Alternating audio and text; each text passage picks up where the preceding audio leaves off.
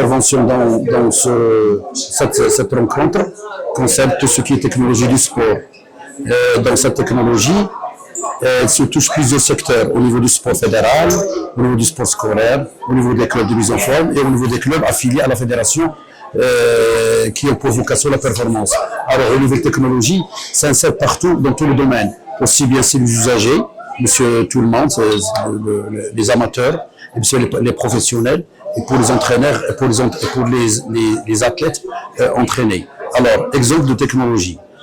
Tout ce qui est produits connectés, tels que les ski technologie, tout ce qui est spadri technologie, tout ce qui est maillot pour la natation et la performance, tout ce qui est spadri technologique et qui permet de gérer les entraînements au quotidien, gérer voire mensuel, hebdomadaire et annuel. Ce phénomène-là permet d'augmenter la motivation chez les pratiquants. Pour les sportifs de haut niveau, il permet de générer un flux d'informations extraordinaire pour les entraîneurs pour améliorer la performance. Ça, c'est d'une part.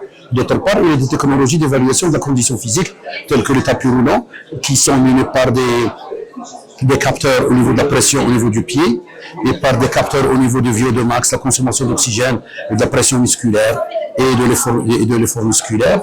Il y a également des bicyclettes ergométriques très sophistiquées qui permettent de gérer les efforts à différents niveaux dans un programme d'entraînement et de nutrition. N'oublie pas qu'il y a des nouvelles technologies actuellement qui sont insérées dans les clubs.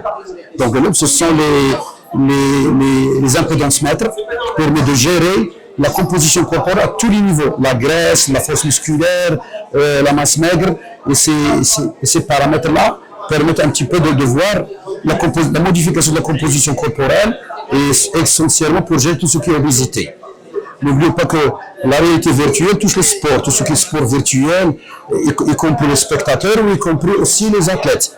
Et on est dans un espace immersif extraordinaire avec son vidéo, vibration et de l'expérience. Et n'oubliez pas que la technologie touche également tout ce qui est e-sport. Ce sont les sports électroniques qui génèrent beaucoup d'argent, surtout pour les pays en voie de développement.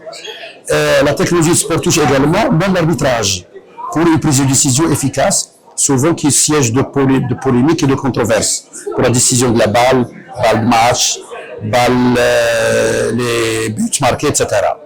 Alors, y compris même au niveau de saut longueur, tout ce qui est planche. Maintenant, le saut longueur, la planche du saut longueur commence à être évitée et l'athlète sauteur saute et c'est un système intelligent avec capteur au niveau du sol qui permet de calculer la distance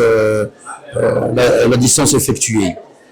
La technologie du sport également, tout ce qui est connecté tel que les montres, tout le monde en porte, mais il y a plusieurs niveaux de qualité qui permettent de gérer les efforts et augmenter la motivation.